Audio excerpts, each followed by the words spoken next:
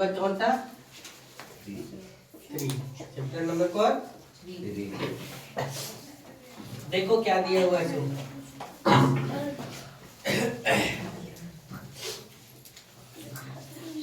पहला पॉइंट इसमें हम पढ़ रहे हैं, ध्यान से देखो। कल हम लोग बहुत कुछ सीखे थे, आज हम लोग कुछ देखेंगे। अल्लाह नहीं, विषम संख्याओं के योग का प्रतिरूप, योग का क्या प्रतिरूप को देखे।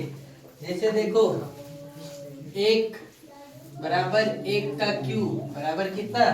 1। फिर देखो 3 + 5 विषम संख्या है, ध्यान से देखना। 3 + 5, 3 5, यहाँ कितना? 2 का क्यूब यानी कितना? 2 विषम संख्या। 5 के बाद कौन? 7 9 + 11, 3 का क्यूब यानी कितना? 27। ध्यान से समझो कैसे कैसे हो रहा है। तो 1 का लिखे तो 1, 3 और 5 लिखा है तो 2 का, 7 9 11 लिखा है तो किसका? 3 का। फिर देखो 13 15 17 और क्या? 19। 13 15 17 19, तो किसका क्यू हो जाएगा? 4 का क्यू यानी कितना? 64। ठीक है। 19 के बाद कौन? 21 23 25 27 और क्या? 29। इस प्रकार से चलेंगे तो किसका क्यू आ जाएगा? 5 का क्यू यानी कितना? 125। फिर देखो 31 33 35 37 39 और क्या? 41। क्या होगा? 1 2 3 4 5 6 यानी कितना? 6 का क्यू यानी कितना? 216। ऐसे आप तरीके से और लगा सकते हैं। तो देखो 43 + 45 + 47 + 49 + 51 + 53, तो 1 2 3 4 5 6 और क्या? 55 बराबर कितना हो जाएगा? 7 का क्यू। 7 का क्यू कितना? 343 डॉट डॉट डॉट ऐसे शो कर सकते हैं। इस प्रकार से ये क्या है? एक पैटर्न दिया हुआ है। समझ गए? अब आप लोग के सामने लॉक करो तो एग्जाम्पल नंबर 1। एग्जाम्पल नंबर 1 क्या बोला है? निम्नलिखित संख्याओं के घन का इकाई अंक क्या होगा? घन का इकाई अंक क्या होगा? तो आप लोग घन का इकाई अंक निकाल सकते हैं क्या? जैसे देखो पहला क्या दिया हुआ है? 75। 75 में 5 का, 75 में इकाई अंक पर कौन है? 5। तो 5 का क्यू कितना होता है? 125। तो 5 के घन का इकाई अंक कितना है? कितना? 5। दूसरा कितना दिया हुआ है? 27। इकाई अंक पर कितना? 7। तो 7 का क्यू होगा तो कितना होगा? 343। कितना? 343। तो इकाई अंक पे इसका कितना आया? 3। इकाई अंक पे कितना आया? 3। समझ में आया? फिर तीसरा नंबर देखो क्या दिया हुआ है? 859। खाली इतना बड़ा दिया हुआ। इकाई अंक पर कितना? 9। 9 का क्यूब भी कितना? 729। 729 यानी इकाई अंक पे कितना? यहाँ पे लिखो इसे 729 इकाई अंक पे कितना? समझ गए? इस प्रकार से आपसे क्वेश्चन पूछे तो बना सकते हैं। फिर एग्जाम्पल नंबर 2 पूछा कि बताओ कि निम्नलिखित में कौन सी संख्या पूर्ण घन है? यदि नहीं है तो वह छोटी संख्या निकालिए जिसमें गुना करने पर वह पूर्ण घन बन जाए। क्या बोला? ध्यान से सुनो। एक संख्या दिया हुआ है, पूछता है कि यदि वह घन संख्या है तो ठीक है, और यदि वह घन संख्या नहीं है तो उसमें कौन सी संख्या गुना करेंगे जो क्या हो जाएगा? पूर्ण घन हो जाएगा। तो पहला नंबर जो क्वेश्चन दिया हुआ है वो कितना है 729। कितना दिया हुआ है 729। 729 को हम अभाज्य गुणनखंड विधि द्वारा तोड़ देंगे। किसके द्वारा अभाज्य गुणनखंड तोड़ो। ये 2 से तो जाएगा नहीं, 3 से देखो 3 दूना 6, 3 चौक 12, 3 तिया 9, फिर 3 से देखो 3 8 24, 3 का 3, फिर 3 से 27 तिया 81, फिर 3 नवा 27, फिर 3 तिया 9। हम लोग देखो वर्ग में जो वर्ग करते थे है ना, उसमें जोड़ा लगाते थे कितना का 2 का, लेकिन घन है तो घन में जोड़ा कितना का लगाएंगे 3 का। देखो एक जोड़ा ये लगा, एक जोड़ा ये लगा, यदि जोड़ा लग गया तो समझो कि 729 पूर्ण घन है। तो लिखेंगे 729 क्या है 729 है क्या पूर्ण घन है। समझ गए। दूसरा नंबर आपसे सवाल किया इसी में 53,240। कितना दिया 53,240। देखो 53,240 हल करो। सबसे पहले 2 से चल जाएगा क्योंकि 0 है लास्ट में, तो 2 से काटो तो 2 दूना 4, यह कितना हुआ 2 छक 12, फिर 2 छक 12, 2 दूना 4 20, फिर 2 से चल जाएगा 13 दूना 26, फिर देखो ये कितना हो जाएगा 2 तिया 6, 2 है 20, फिर 2 से चल जाएगा 2 छक 12, फिर 2 छक 12, फिर 2 बचे, फिर 2 बचे 10। अब किससे जाएगा तो 5 से चल जाएगा। 5 से देखो है ना, 3 से भी जा सकता है, देखते 5 5 10, 10 और 12 के 22, 3 से नहीं कटेगा, आखिर रहता तो कट जाता। तो 5 का 5, 5 दिया 15, फिर 5 दिया 15, 5 का 5। ये किसका आ गया 11 का। 11 का क्यों हम लोग जानते हैं कितना 1331, तो 11 का यहाँ कितना 121 आया, फिर 11 से तो कितना 11 आया। देखो इसमें जोड़ा इसका लगा और जोड़ा इसका लगा, 5 का जोड़ा लगा क्या है नहीं, तो 5 का जोड़ा लगाने के लिए क्या को गुना करना पड़ेगा 5 को 2 ठो गुना करना पड़ेगा।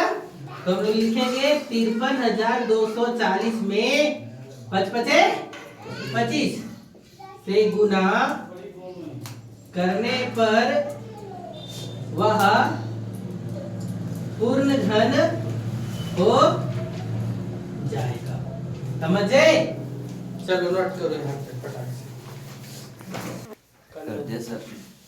क्या लिखा है क्या 8,748 पूर्ण घन है। यदि नहीं है तो सबसे छोटी प्राकृत संख्या ज्ञात करो, है ना, जो 8,748 को भाग देने पर वह क्या हो जाए पूर्ण घन प्राप्त हो जाए। तो हम लोग हल में क्या लिखेंगे, हल लिखें, और हल लिखने के बाद कितना दिया है 8,748। इसका हम लोग क्या करेंगे अभाज्य गुणनखंड कर लेंगे, है ना। देखो 2 से देते जाओ, 2 चौका 8, 2 तिया 6, 2 सती 14, 2 चौका कितना 8, फिर ध्यान से दो 2 दूना 4, 2 एका 2, 2 8 16, 2 सती कितना 14। अब 2 से जाने वालों में से है क्या नहीं, तो गिनो 8 7 15 और 3 18, 3 से चल जाएगा, 3 एका 3 सती 21, 3 दूना 6, 3 नवा 27, फिर 3 से दो 3 दूना 6, 3 चौक 12, 3 तिया 9, फिर 3 से 2, 3 8 24, 3 का 3, फिर 3 से 2 27 तिया 81, फिर कितना 3 से 3 नवा 27। छाप ले पहले, हम बनाते हैं बाद में, छोड़ दे। तो छापे पे तू लोग रहता है, हम इधर लिखते तू लोग उधर लिखते है ना।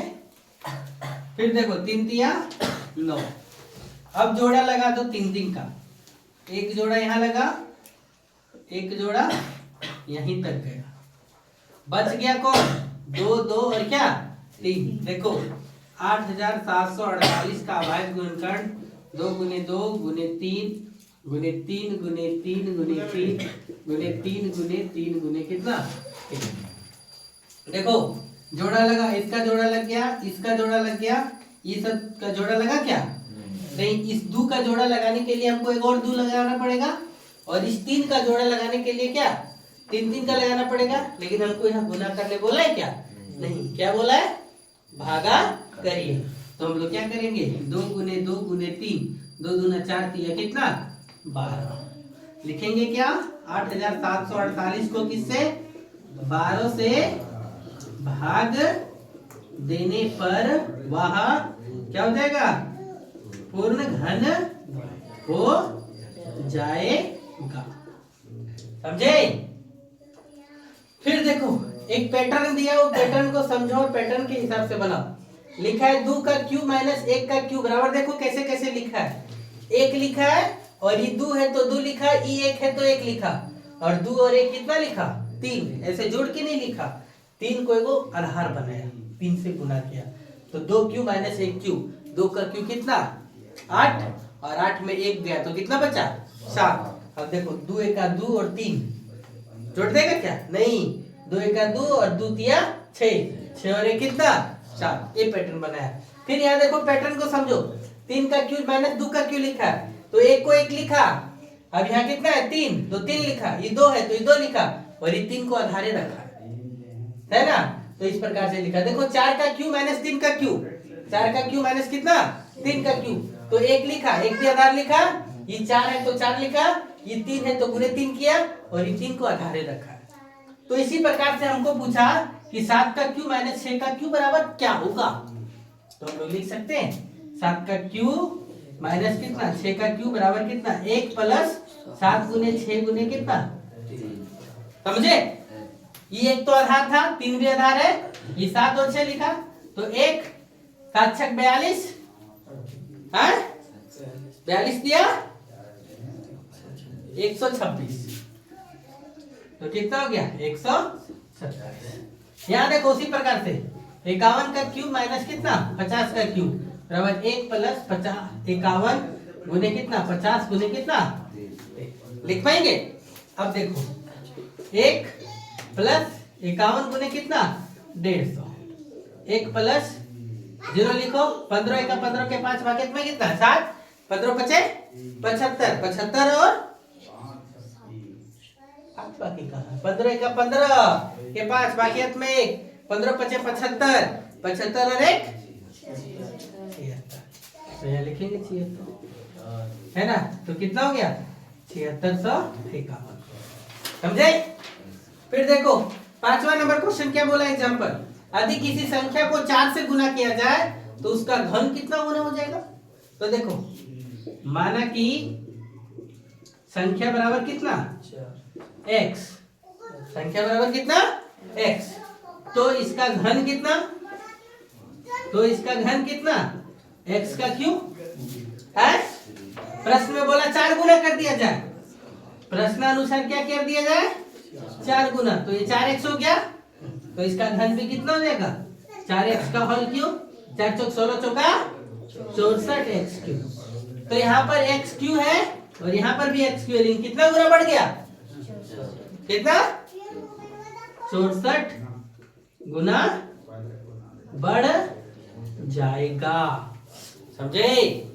चलो लिखो फटाक से क्या बोले। देखो छठा नंबर, एक घनाभ की लंबाई चौड़ाई और ऊंचाई क्रमशः क्या दिया हुआ है 15 30 और कितना 15 सेंटीमीटर है, तो एक घन बनाने के लिए कितने घनाभ की आवश्यकता होगी। देखो हल लिखो, और क्या दिया हुआ है लंबाई बराबर कितना 15 सेंटीमीटर, चौड़ाई बराबर कितना 30 सेंटीमीटर, और ऊंचाई बराबर कितना दिया हुआ है 15 सेंटीमीटर। तो हम लोग आयतन निकाल लेंगे तो ज्यादा बेटर होगा। घनाभ का आयतन बराबर क्या होता है फॉर्मूला, लंबाई गुने चौड़ाई गुने क्या ऊंचाई। तो लंबाई कितना है 15, चौड़ाई कितना 30 और ऊंचाई कितना 15। हम लोग 15 को लिख सकते हैं 3 5 15, गुना करने छोड़ कर कैसे लिखें? 30 को लिख सकते हैं, 2 तिया 6 पचे 30 लिख सकते हैं, और 15 को लिख सकते हैं, 3 पचे 15। अब देखो तो 3 1 3 2 3 3 3 1 5 2 5 और ये कितना 3 5 और क्या बच गया 2। इसका जोड़ा लग गया, इसका जोड़ा लग गया, इसका जोड़ा लगा क्या? नहीं। तो कितना बच गया है? 2 का है, लेकिन और कितना चाहिए? 2 गुने 2 चाहिए। यदि इतना और रहता तो क्या होता? एक पूर्ण घन बन जाता। तो क्या लिखेंगे? 4 2 गुने 2 2 गुने 2 बराबर कितना? 4 घन की क्या होगी? आवश्यकता होगी। समझ गए? फिर देखो ये नंबर क्वेश्चन 7वां नंबर एग्जांपल क्या बोला है? देखो, किस संख्या का घन सम है और किसका विषम। तो आप लोग तो ये बता सकते हैं किसका सम होगा किसका विषम होगा। सम संख्या का घन भी सम और विषम संख्या का घन भी क्या? विषम। तो 72 कैसी संख्या? सम। तो इसका वर्ग भी घन भी कैसा होगा? समझ में आया है ना? इसका घन भी क्या होगा? सम संख्या है। 45 कैसी संख्या? विषम। तो इसका घन भी क्या होगा? मुझे इसका घन भी क्या होगा? विषम। 37 कैसी संख्या? तो इसका घन भी कैसा? इसका घन भी कैसा? विषम। 104 सम। तो इसका घन क्या? सम संख्या। समझ गए? यहाँ तक क्लियर? आज इतना ही देखो, फिर आगे कल बताया जाएगा। ठीक है, कल एक्सरसाइज स्टार्ट करेंगे।